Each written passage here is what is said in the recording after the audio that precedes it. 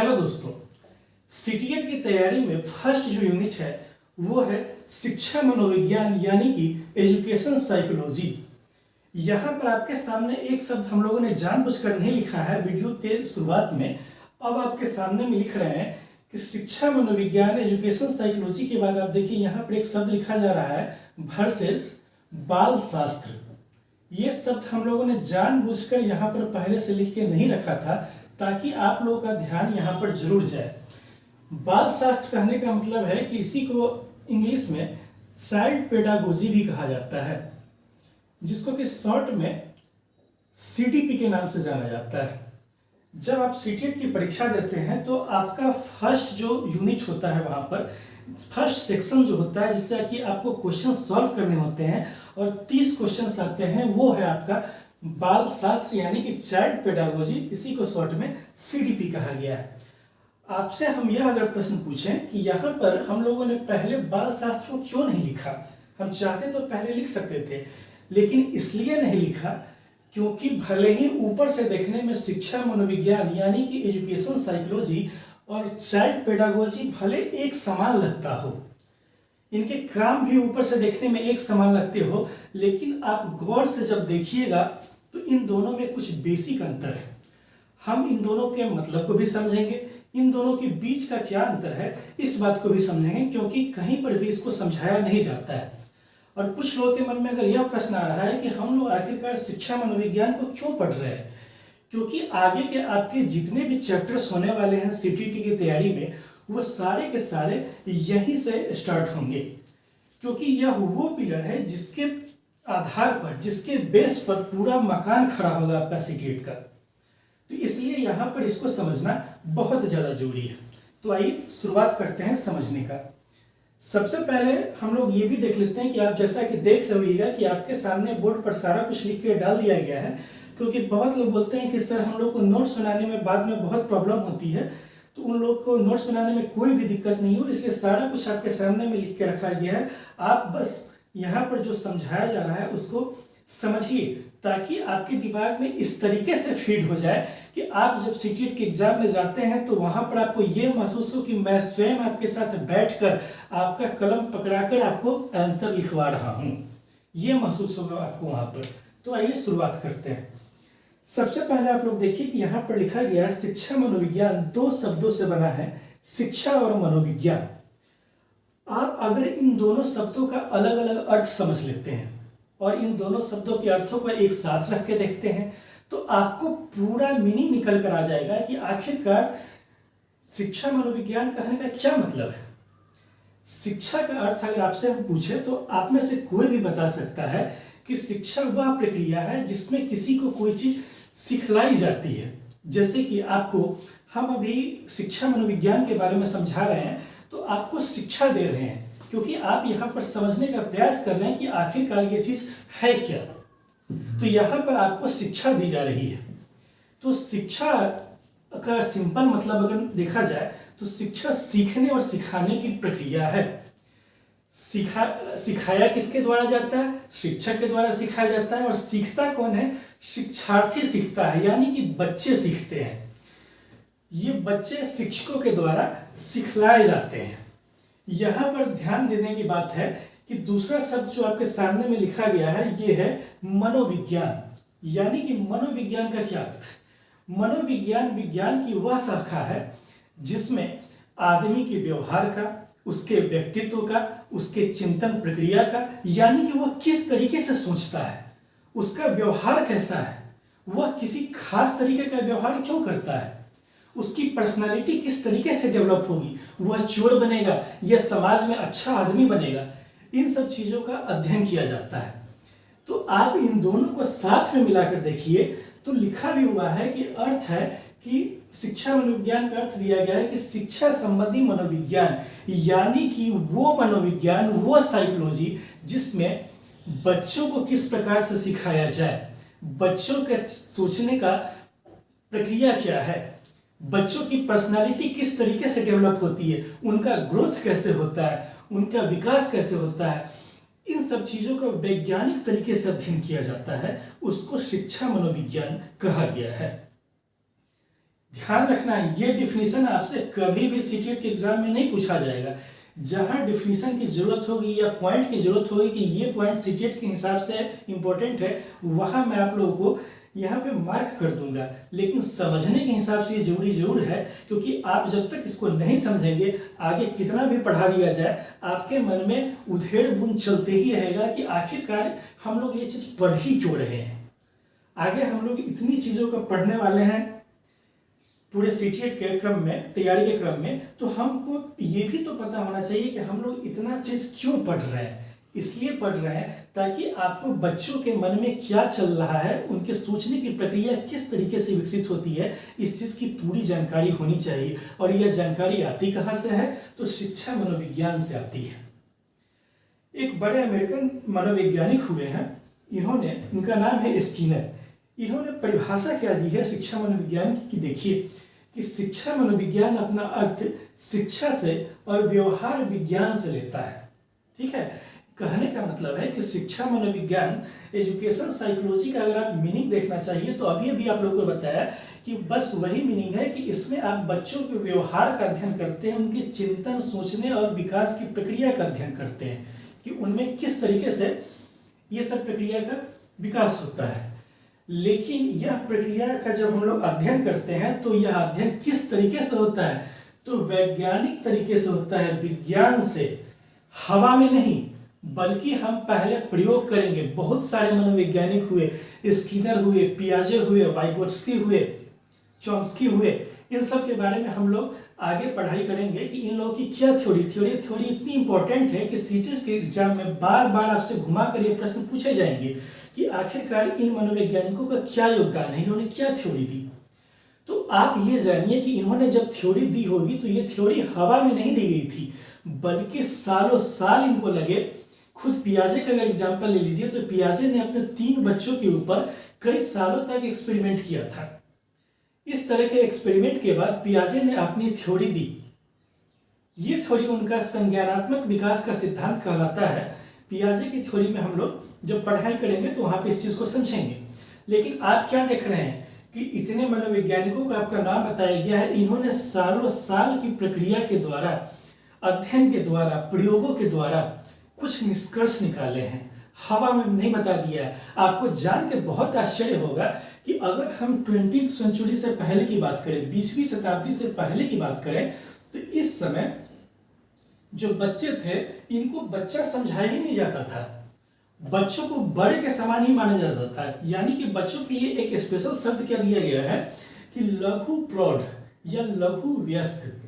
ठीक है, कहने का मतलब है कि ऐसा समझाया जाता था कि बच्चे जो हैं बड़े लोगों का बस छोटा सा रूप है।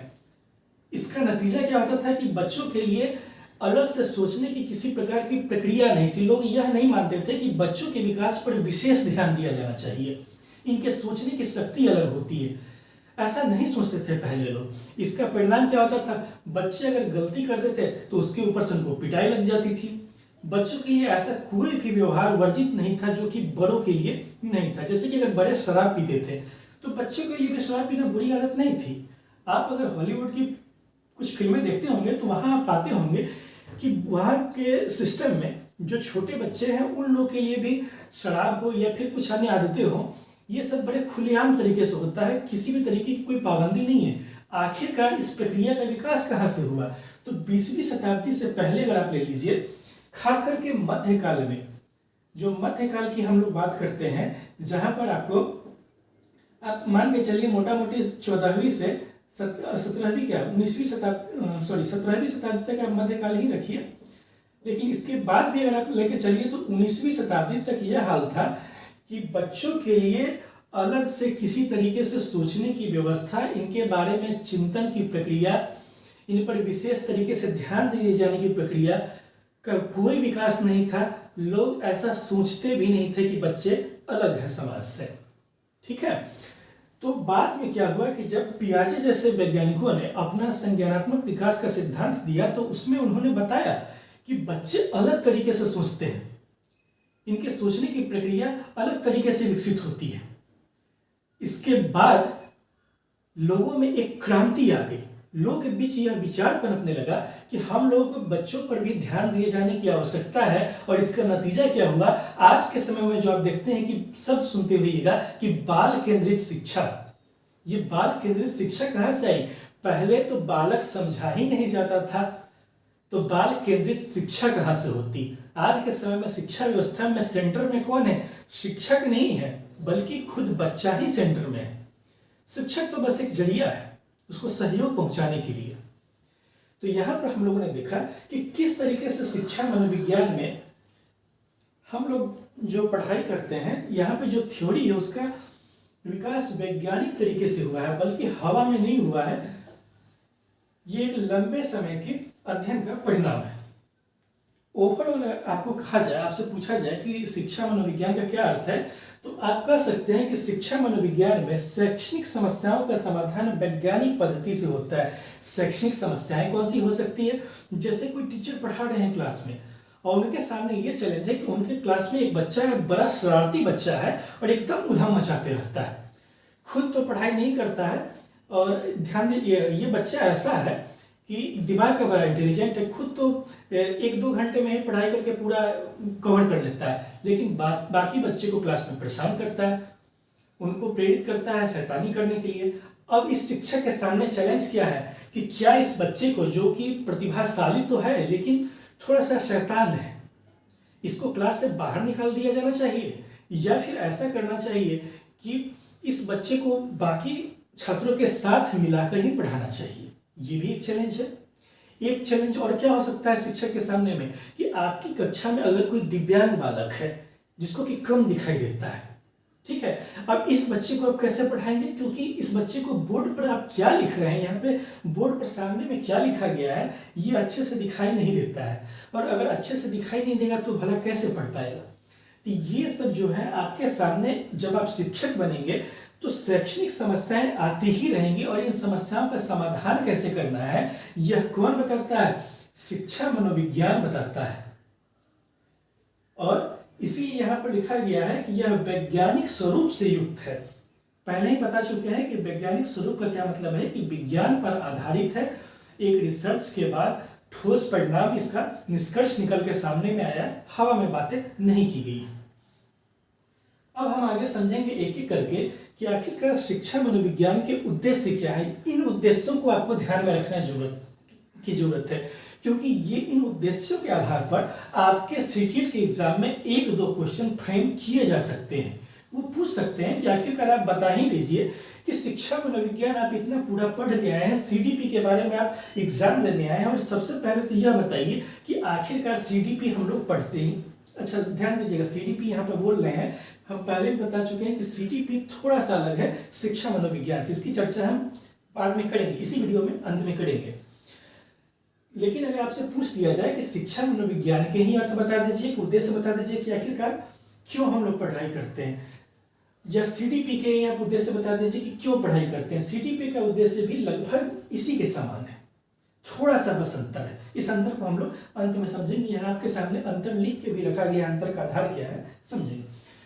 तो पहला अगर उद्देश्य है कि शिक्षक को शिक्षण कार्य में कुशल बनाना, यानी कि आप जब टीचिंग करने क्लास में जाएंगे तो आप अपने टीचिंग प्रोफेशन में बिल्कुल कुशल बन जाए, निपुण बन जाए।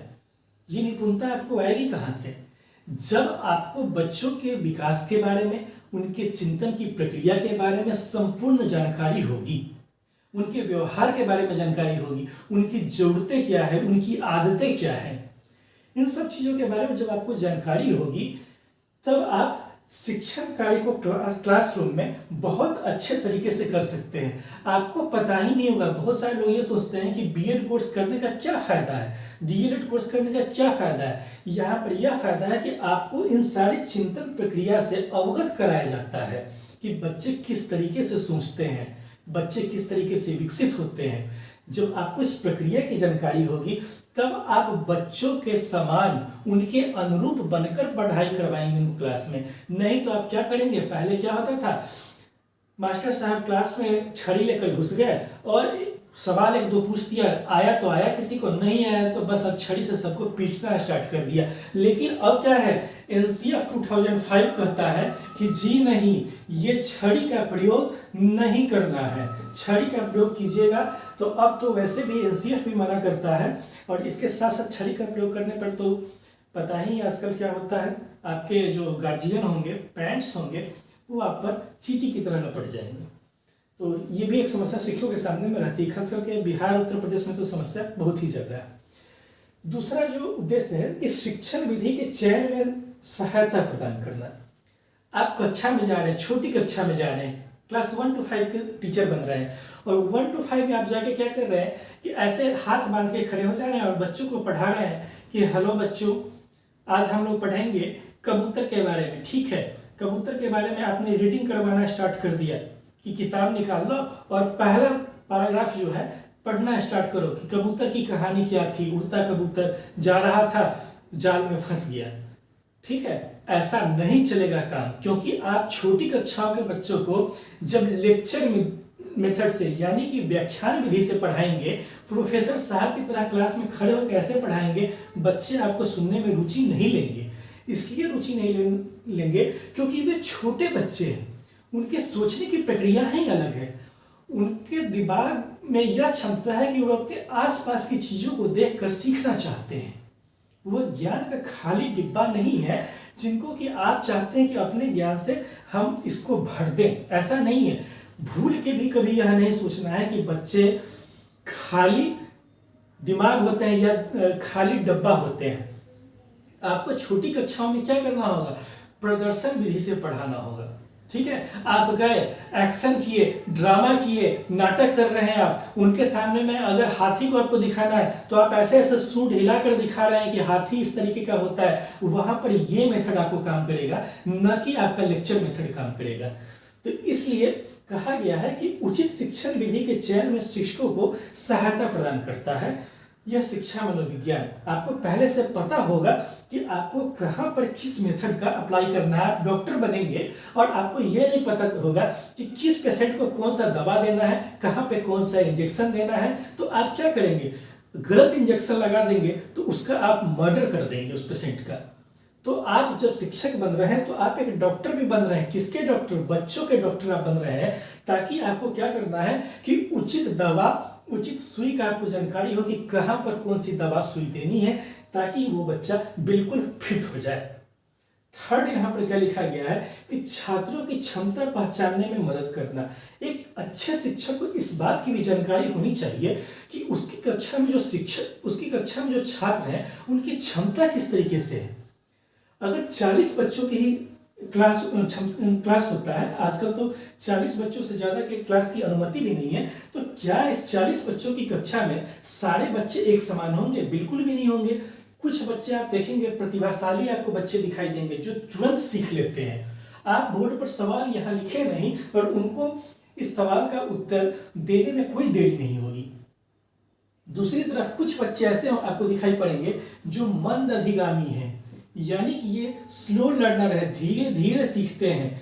ये बच्चे आप सिखाएंगे तो सीखेंगे, लेकिन थोड़ा धीरे धीरे सीखेंगे। 2 दिन, 4 दिन, 1 सप्ताह, महीना दिन लग सकता है।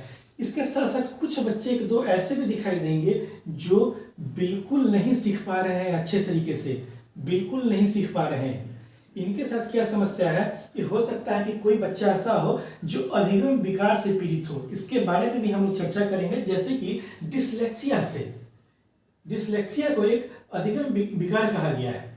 ठीक है, तो यह किस तरीके का अधिगम विकार है, आप इसको समझिए कि इसमें बच्चों को पढ़ने में समस्या होती है। वो बोर्ड पर क्या लिखा हुआ है, आपने तारे जमीन पर फिल्म देखा होगा, और उसमें जो दरअसल सफारी रहता है, उसको बोर्ड पर लिखे हुए जो शब्द रहते हैं वो उल्टे पुल्टे बिल्कुल दिखाई देते हैं। तो हो सकता है कि कोई बच्चा आपकी क्लास में ऐसा हो कि जो डिसलेक्सिया से पीड़ित हो, इसको दिखाई नहीं पड़ता हो। कुछ बच्चे हो सकते हैं कि डिसकैलकुलिया से पीड़ित हो, ये भी एक अधिगम विकार है। इसमें क्या होता है कि बच्चों को गणित से संबंधित समस्या रहती है कि उनको संख्याओं से परिचय हो ही नहीं पाता है। 1 जोड़ 1 क्या होता है, ये आप तो कैलकुलेट कर ले रहे हैं कि 2 होता है, लेकिन उनको इन संख्याओं का कुछ भनक ही नहीं लगता है कि ये संख्या क्या है। तो ऐसे में क्या होगा कि आप बोर्ड पर कितना भी बड़ा सवाल लिख दीजिए या छोटा ही सवाल क्यों नहीं लिख दीजिए, वो बच्चा सॉल्व नहीं कर पाएगा। और आप अगर गणित शिक्षक है तो क्या करेंगे, आप गुस्से में आकर उस बच्चे को पीटना स्टार्ट कर देंगे कि अरे ये बच्चा देखिए कि बिल्कुल सवाल नहीं बना पा रहा है, हम तो इतना मेहनत करके पूरा समझा दिए। तो ऐसे में क्या होगा कि जो छात्र हैं इनकी जो मानसिक विकास की प्रक्रिया है यह बाधित होगी। इसी को सीक्रेट वाले बोलते हैं कि अवरुद्ध होगी। ठीक है, तो आप क्या कर रहे हैं कि उस बच्चे के विकास में सहायक न बनकर बाधक बन जा रहे हैं। एक बात आप लोग यहाँ पर ध्यान रखिएगा, मेरे पढ़ाते समय हिंदी के शब्दों का भरपूर प्रयोग होता है, और इसलिए प्रयोग होता है क्योंकि सीटीएट के जो क्वेश्चन सेटर्स हैं, अगर इनके क्वेश्चंस आप देख लेंगे, जिस हिंदी का प्रयोग ये लोग करते हैं उस हिंदी के प्रयोग से आप लोग का तो एकदम दिमाग हिला कर रख देंगे, इतनी शुद्ध हिंदी का ये लोग प्रयोग करते हैं। आपके साथ में ऐसे ऐसे शब्द आएंगे, अधिगम है, विकार है, और भी जो शब्द आएंगे सामने में, उन शब्दों को हम आपको इंगित करते हुए चलेंगे, दिखाते हुए चलेंगे कि ऐसे शब्द हैं। तो इसलिए परेशान होने की जरूरत नहीं है कि हिंदी के शब्दों का यहाँ पे बहुत ज़्यादा प्रयोग हो रहा है। आप यहाँ पर हमको छोड़ के जा सकते हैं, वहाँ पर सीटीएट के एग्जामिनर को कैसे आप छोड़ दीजिएगा। वहाँ पर शब्द जब वो शुद्ध हिंदी में देंगे तो घूम जाइएगा। इसलिए यहाँ पर हमारे साथ बने रहिए, क्योंकि हम सारे शब्दों का आपके सामने अंग्रेजी में अनुवाद जरूर देंगे, और ये पूरा प्रयास है कि हिंदी के ऐसे शब्दों का प्रयोग हो जो हमारी दैनिक बोलचाल की भाषा में ये सब आते हों। एक शब्द यहाँ पर, एक पॉइंट और है कि शैक्षणिक समस्याओं का मनोवैज्ञानिक विधि से चिंतन करने में अध्यापक की सहायता करना। जैसे शैक्षणिक समस्याएं हम लोग यहाँ पर पहले भी समझ चुके थे कि शैक्षणिक समस्याएं क्या होती हैं। तो आप जब टीचर बन के जाते हैं और आपके सामने ये शैक्षणिक समस्याएं आ जाती है, तो आप इनका थिंकिंग एक मनोवैज्ञानिक विधि से कीजिए, वैज्ञानिक विधि से कीजिए कि अगर बच्चे में समस्या आई है तो ये समस्या क्यों आई है, इस समस्या का क्या समाधान हो सकता है, इसके लिए हम कौन कौन से रणनीति अपना सकते हैं, क्या उपाय लगाएंगे। इस तरीके से आपको सोचना है, तब आप मनोवैज्ञानिक रूप से चिंतन करने के लायक बनेंगे। फिर है यहाँ पर नेक्स्ट पॉइंट कि शिक्षक को बालक की क्षमताओं से परिचित करवाना। अभी भी हम समझाए थे कि कुछ बालक प्रतिभाशाली आपको दिखाई देंगे क्लास में, कुछ बालक मंद अधिगामी दिखाई देंगे यानी कि स्लो लर्नर होंगे, और कुछ बालक ऐसे होंगे जो कि किसी न किसी तरह के अधिगम विकार से पीड़ित होंगे। अब आपको इन बालकों की क्षमताओं के बारे में पहले से जानकारी होगी, तब आप उनके साथ उचित व्यवहार क्लास में कर पाएंगे, उनको उचित तरीके से पढ़ा पाएंगे। लास्ट इसमें जो पॉइंट लिखा गया है कि बालक के सर्वांगीण विकास पर ध्यान देना। सर्वांगीण विकास का मतलब होता है कि विकास केवल एक क्षेत्र में नहीं हो, विकास के कई मायने हैं। इसके जस्ट आगे वाले वीडियो में जो हम लोग देखेंगे उसमें देखेंगे कि विकास के अलग अलग आयाम कौन से हैं, डायमेंशंस कौन से हैं। डायमेंशंस कहने का मतलब है कि केवल एक तरफा आप सोच के नहीं चलिए, बल्कि छाते की तरह ऐसे खोल दीजिए, हर डायरेक्शन में हम लोग को सोच के चलना है कि आखिरकार कितने तरह के विकास हो सकते हैं। तो इसी को जब सारे तरह के विकास को आप आपस में मिला लीजिएगा तो यह सर्वांगीण विकास कहलाएगा, जिसमें कि आपको फिजिकल ग्रोथ यानी कि शारीरिक वृद्धि, इसके साथ साथ आपका मेंटल ग्रोथ यानी कि मानसिक वृद्धि,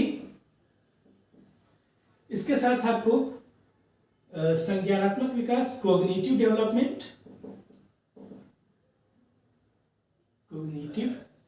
डेवलपमेंट, ठीक है।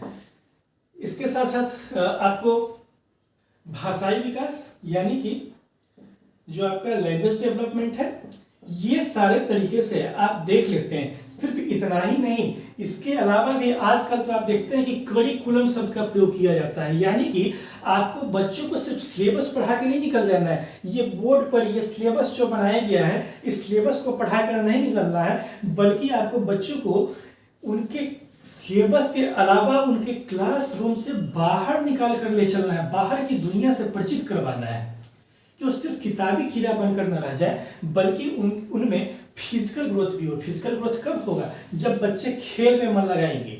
बहुत सारे बच्चे होते हैं क्लास में सिर्फ पढ़ने में मन लगाते हैं, खेल के मैदान में देखिएगा कि उनका परफॉर्मेंस 0 होता है। इसको अच्छा नहीं माना जाता है, ठीक है। इसी तरह से उनका मानसिक विकास भी अच्छा हो, बच्चे गुस्सैल नहीं बने, दब्बू नहीं बने, ठीक है। इसके साथ साथ उनका जो व्यक्तित्व है, पर्सनालिटी है, इसका डेवलपमेंट किस तरीके से हो, बच्चे बहिर्मुखी बने, अपने मन की जो उनकी क्षमताएं हैं अपने अंदर की, अपने मन के जो विचार है इसको खुलकर व्यक्त कर सकें। ऐसा नहीं कि मन में कोई विचार दबा के हम लोग रखे होंगे हैं। आपने बहुत सारी फिल्मों में देखा होगा कि छोटे बच्चे भी होते हैं, अगर इनके मन में किसी तरह की गलत भावनाएं या विचार दबी रह जाती हैं तो इसका परिणाम क्या होता है कि ये जब बड़े हो जाते हैं तो उस समय ये अपराध के रूप में सामने आता है। कुछ बच्चों के परिवार में अगर हिंसक वातावरण होगा, मारपीट का वातावरण होगा, गाली गलौज का प्रयोग होता होगा, तो बच्चे क्या करते हैं, वही चीज सीखते हैं, उनके दिमाग में वही चलता रहता है। और जब वो बच्चे बड़े हो जाते हैं तो क्या होता है, बहुत ज्यादा इस बात की संभावना होती है कि वो चोर बने, अपराधी बने, हिंसा करे। ठीक है, तो बच्चों के आपके सर्वांगीण विकास पर ध्यान देना होगा। अब समझना हम लोग को कि शिक्षा मनोविज्ञान का कार्य क्षेत्र क्या होता है। शिक्षा मनोविज्ञान का कार्य क्षेत्र बोल लें या इसी को अगर संक्षेप में बोल लें तो ये सीटीईटी का आपका संपूर्ण सिलेबस ही है। ठीक है, आपके सामने हमने 8 या 10 पॉइंट के रूप में सीटीईटी का पूरा सिलेबस ही लिख के रख दिया है कि इस सिलेबस में ही आपको, इन पॉइंट्स में ही आपको पूरे सीटीईटी का सिलेबस कवर हो जाएगा और इतने पॉइंट्स को हम लोग कवर करके चलेंगे। यहाँ भले देखने में 8 से 10 पॉइंट ही लगेंगे, लेकिन ध्यान दीजिए जब आप पढ़ने लगेगा तो एक एक टॉपिक के 6-6, 7-7 सब टॉपिक बनते हैं। तो ऑलमोस्ट लगभग वीडियो की संख्या 100 के आसपास होगी ही। तो ये आपका शिक्षा मनोविज्ञान का कार्यक्षेत्र या फिर सीटीईटी का सिलेबस आप इसको कर सकते हैं, जिसमें हम लोग क्या पढ़ते हैं कि वंशानुक्रम एवं वातावरण, यानी कि बच्चे किस तरीके से अपने माता पिता की तरफ से हेरिडिटी लेकर आते हैं। कहने का मतलब है कुछ बच्चे अगर आप देखते होंगे कि उनके माता पिता अगर इंटेलिजेंट है तो इस बात की बहुत ज़्यादा संभावना रहती है कि बच्चा भी इंटेलिजेंट होगा। तो यहाँ पे हम लोग इस बात की भी पढ़ाई करते हैं। विकास की अवस्थाएं क्या है, छोटा शिशु रहता है, छोटा बच्चा रहता है और ये बढ़ के पूरा वयस्क बन जाता है, आगे प्रौढ़ बनता है, फिर बूढ़ा बन जाता है। तो ये विकास की अलग अलग अवस्थाएं हैं, जिसमें कि शिशुआवस्था, बाल्यावस्था, किशोरावस्था, प्रौढ़ावस्था, इन सारी अवस्थाओं की हम लोग चर्चा करेंगे। फिर है सीखने की प्रक्रिया की, आखिरकार बच्चे किस प्रकार से सीखते हैं। व्यक्तिगत भिन्नताओं का अध्ययन, प्रत्येक बच्चे में कोई ना कोई अनोखी प्रतिभा छुपी होती है। जैसे कि एक बच्चा अगर है बहुत ज्यादा इंटेलिजेंट है और दूसरा बच्चा जो है कि अभी अभी हम लोगों ने देखा था कि स्लो लर्नर है, तो कह सकते हैं कि एक बच्चा दूसरे बच्चे से अलग है और हर अलग अलग तरीके के बच्चे का सामना आपको क्लास में होगा। इसलिए हम लोग को इन सारी विभिन्नताओं को साथ में लेकर चलना है। आप क्लास में एक शिक्षक के रूप में कभी भी ये भेदभाव नहीं कर सकते हैं कि हम सिर्फ इन बच्चों पर ध्यान देंगे। एक अच्छे शिक्षक का ये भी गुण होता है कि सभी तरह के बच्चों पर एक समान ध्यान देना, एक समान व्यवहार करना। इसके अलावा क्या है कि अभिप्रेरणा यानी कि मोटिवेशन। बच्चे प्रेरणा कहाँ से पाते हैं? ठीक है, बहुत सारे बच्चे प्रेरणा अपने समाज से पाते हैं, अपने शिक्षक से पाते हैं, और कुछ बच्चे तो अपने अंदर से ही प्रेरणा पाते हैं कि मुझे ये काम करना है। जैसे को हम लोग बिहार उत्तर प्रदेश की भाषा में कहते हैं कि कुछ बच्चे ठेलुआ किस्म के होते हैं कि इनको आप जब तक पीछे से पुश नहीं करेंगे तब तक ये काम करेंगे ही नहीं। और कुछ बच्चे जो होते हैं ये अपने से स्वयं से काम करना चाहते हैं। ठीक है, तो यहाँ पे हम लोग मोटिवेशन के बारे में पढ़ेंगे कि आखिरकार ये मोटिवेशन बच्चों में आता कहाँ से है। फिर बुद्धि एवं उसका मापन कि कुछ बच्चे इंटेलिजेंट क्यों होते हैं। इसके आगे है व्यक्तित्व एवं उसका मापन, बच्चों की अलग अलग तरह की पर्सनालिटी क्यों होती है। कुछ बच्चे बिल्कुल अंतर्मुखी स्वभाव के होते हैं, कुछ बहिर्मुखी स्वभाव के होते हैं, दब्बू होते हैं, डरपोक होते हैं, कई बच्चे गुस्सैल होते हैं। तो ये अलग अलग पर्सनालिटी क्यों होती है बच्चों की, इसके बारे में भी हम लोग पढ़ाई करेंगे। फिर है विशिष्ट बालकों के लिए शिक्षा, जिसमें कि आपको प्रतिभाशाली बालक, मंद अधिगामी बालक, ठीक है, इन सारे बालकों की चर्चा होगी। मानसिक स्वास्थ्य कि बच्चों का मेंटल हेल्थ किस तरीके से अच्छा रखा जाना चाहिए, ताकि मेंटल हेल्थ अच्छा होगा तो इससे क्या होगा, इसका प्रभाव उनके सीखने की प्रक्रिया पर भी पड़ेगा। जब आपका दिमाग बिल्कुल खुश है तो आप क्या करेंगे, यहाँ पे बोर्ड पे जो समझाया जा रहा है, जो काम आपको दिया जा रहा है, होमवर्क दिया जा रहा है, आप उसको पूरा मन लगाकर करके आएंगे। अगर मन खुश नहीं है तो आप क्या करेंगे, उर्दू फारसी कुछ भी उसमें लिख के आ जाएंगे। ठीक है, इसके बाद है पाठ्यक्रम निर्माण एवं शिक्षण विधियां, कि आखिरकार एक शिक्षक को पढ़ाते समय किन टीचिंग मेथड्स का प्रयोग करना चाहिए, पाठ्यक्रम का निर्माण किस तरीके से होता है, इन सारी चीजों की यहाँ पे चर्चा की जाएगी। फिर शैक्षिक निर्देशन एवं परामर्श, ये एक नया चीज है कि कक्षा में शैक्षिक निर्देशन होता है। शैक्षिक निर्देशन का मतलब है कि आप बच्चों को गाइड कीजिएगा। आप टीचर हैं तो आप एक गाइड की भूमिका में भी हैं कि आपको गाइड करना है बच्चों को कि आखिरकार तुमको कौन सा रास्ता सही वाला अपनाना है, कौन सा रास्ता छोड़ना है।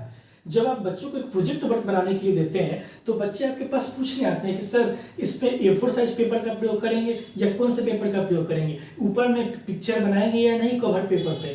तो इसमें आप क्या कर रहे हैं, आप बच्चों को गाइड कर रहे हैं एवं परामर्श, आपको काउंसलिंग भी करना है। आजकल तो CBSE की तरफ से यह नियम बना दिया गया है कि हर एक विद्यालय में, हर एक स्कूल में एक एजुकेशनल काउंसलर की नियुक्ति करनी है, ताकि बच्चों के साथ बहुत सारी समस्याएं आती हैं, ऐसी समस्याएं जिनके बारे में बच्चे किसी को खुलकर बोल नहीं पाते हैं। आप कल्पना कीजिए कि किसी बच्चे के घर में उसके साथ हिंसक वातावरण, हिंसक व्यवहार का प्रयोग होता हो, उसके माता पिता उसको बहुत पीटते हो, या किसी बच्चे के घर में किसी अश्लील तरह का काम हो रहा हो, तो बच्चे किसके पास कहने जाएंगे।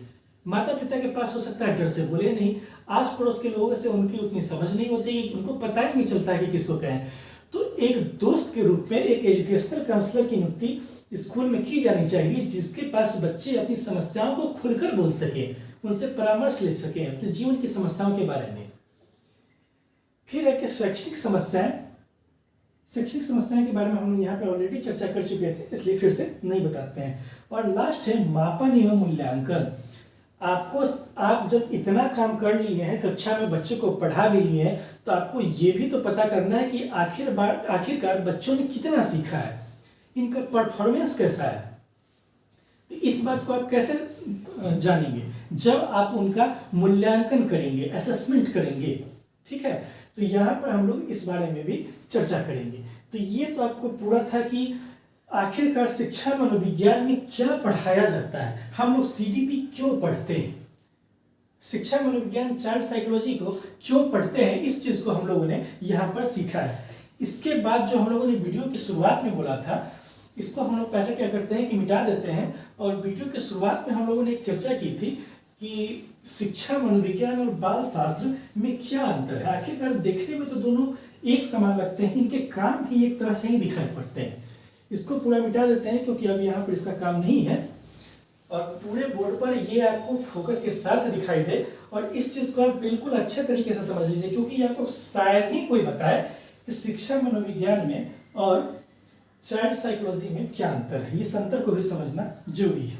हालांकि आपको बता दें कि यह कभी भी CTET के एग्जाम में नहीं पूछा जाएगा कि शिक्षा मनोविज्ञान में और चाइल्ड पेडागोजी में क्या अंतर है। लेकिन आपके मन में प्रश्न तो आता होगा ना कि आखिरकार ये दो शब्द अलग अलग क्यों लिखे गए हैं, क्या दोनों शब्द एक ही हैं। काम भले दोनों का एक है, लेकिन दोनों में अंतर भी है। इन अंतर को हम लोग देखते हैं। यहाँ अंतर के कुछ आधार लिए गए हैं, जिसमें से पहला आधार है अध्ययन क्षेत्र। अध्ययन क्षेत्र कहने का क्या मतलब है, तो अगर आप देखिएगा, हम यहाँ पर एक गोला बनाने का प्रयास करें तो दो गोले आपके सामने में लिए जा रहे हैं। ये पहला जो गोला है, इसको आप कह सकते हैं कि ये शिक्षा मनोविज्ञान का गोला है, ठीक है। और दूसरा जो गोला होगा, ये गोला बाल शास्त्र, या इसी को आप कह सकते हैं कि चाइल्ड पेडागोजी का गोला है, ठीक है। कहने का सीधा सा मतलब है कि बाल शास्त्र जो है ये शिक्षा मनोविज्ञान के अंदर ही है। लेकिन शिक्षा मनोविज्ञान का अगर आप दायरा देख रहे हैं कि ये पूरा एरिया जो है, इस एरिया में शिक्षा मनोविज्ञान ज्यादा फैला हुआ है। कहने का मतलब है कि शिक्षा मनोविज्ञान का दायरा बाल शास्त्र की तुलना में ज्यादा फैला हुआ है। शिक्षा मनोविज्ञान का जो अध्ययन क्षेत्र है, यह न केवल इस बात पर निर्भर करता है कि बच्चों को पढ़ाना क्या है, पढ़ाना कैसे है, बल्कि इसमें इस बात का भी अध्ययन किया जाता है मनोवैज्ञानिकों के द्वारा कि किस तरीके से बच्चे सोचते हैं। इसमें मनोविज्ञान के आधार पर वैज्ञानिक तरीके से चिंतन करके इस बात का भी अध्ययन किया जाता है। लेकिन अगर चाइल्ड पेडागोजी की बात की जाए तो इसका संबंध केवल शिक्षा एवं शिक्षकों से ही है। इसका संबंध केवल शिक्षा, शिक्षकों एवं क्लासरूम से है, आप ये मान सकते हैं। लेकिन चाइल्ड यहाँ पे एजुकेशन साइकोलॉजी जो है, इसका संबंध जो है आपको मनोविज्ञान से भी है। ठीक है, इसमें मनोविज्ञान से इसका संबंध जुड़ता है। मनोविज्ञान के साथ साथ ये तो है ही, लेकिन मुख्य रूप से इसका संबंध बाल मनोविज्ञान से है। इसके अलावा दूसरा जो है कि उद्देश्य क्या है। यहाँ पर उद्देश्य शिक्षा मनोविज्ञान का ये हो जाता है कि आपको इस बात का भी ध्यान में रखना है कि जो समस्याएं आ रही हैं क्लास में पढ़ाते समय, इन समस्याओं का निदान कैसे होगा साइंटिफिक मेथड से, आपको ये खोजना है। लेकिन अगर आप यहाँ पर चाइल्ड पेडागोजी की बात करेंगे तो इसका संबंध केवल क्लासरूम से है। आपको सिर्फ इस बात का पता करना है कि बच्चे सीखे कैसे, सीखने के लिए उचित विधि कौन से हम लें, और इसके साथ साथ इनका हम आकलन मूल्यांकन कैसे करें। एक दूसरा और तीसरा जो है यहाँ पर अंतर का आधार, वो है कार्य क्षेत्र। जो एक शिक्षक मतलब शिक्षा मनोवैज्ञानिक होता है, इसका कार्य क्षेत्र विस्तृत होता है। विस्तृत कहने का मतलब ये आपको हॉस्पिटल में भी दिखाई दे जाएंगे काउंसलर के रूप में। इसके अलावा ये आपको स्कूल में भी दिखाई दे जाएंगे, नर्सिंग होम में भी दिखाई देंगे, अलग अलग जगहों पे दिखाई दे सकते हैं। लेकिन अगर आप यहाँ पर चाइल्ड पेडागोजी की बात करेंगे तो इनका संबंध केवल शिक्षकों से है, जो कि आपको केवल स्कूल में दिखाई पड़ेंगे। चौथा जो अंतर का आधार है, ये बायोलॉजी। चूंकि मनोविज्ञान मानव के अंदर के व्यवहार का अध्ययन करता है, ये किस तरीके से सोचते हैं, इनके व्यवहार का अध्ययन करता है, तो आपको इसका संबंध, मनोविज्ञान का संबंध बायोलॉजी के साथ जुड़ता है। लेकिन यहाँ पर चाइल्ड पेडागोजी का संबंध बायोलॉजी के साथ बहुत हद तक नहीं है। थोड़ा बहुत तो है ही, जब आप पढ़ाई करते हैं कि किस तरीके से बच्चों का विकास होता है, इन सब चीज़ों के बारे में आप पढ़ते हैं कि उनका मेंटल विकास कैसे होता है, फिजिकल ग्रोथ कैसे होता है, तो आप वहाँ पे बायोलॉजी से हल्का संबंध जुड़ता है, लेकिन उतना ज़्यादा नहीं जुड़ता है जितना शिक्षा मनोविज्ञान का जुड़ता है। तो अंत में अगर एक शब्द में हम फिर से बोल दें तो शिक्षा मनोविज्ञान जो है यह चाइल्ड पेडागोजी की तुलना में ज़्यादा विस्तृत है। आपको इस बात को ध्यान में लेके चलना है। यह अंतर कभी भी आपको सीटेट के एग्जाम में डिफिनीशन के रूप में लोग नहीं पूछेंगे, लेकिन समझने के लिए आपको जरूरी था। तो आज की वीडियो में बस इतना ही। नेक्स्ट वीडियो में हम लोग चर्चा करेंगे कि आखिरकार डेवलपमेंट क्या है और डेवलपमेंट और ग्रोथ में किस तरीके का अंतर है और बच्चे किस तरीके से डेवलप करते हैं। तो उस वीडियो में हम लोग के साथ आप लोग जुड़े रहिए। तब तक के लिए धन्यवाद, थैंक यू। और आप लोग इस चैनल को लाइक और सब्सक्राइब करना तो बिल्कुल मत भूलें, और साथ में बेल आइकन भी जरूर दबा दें। धन्यवाद, थैंक यू।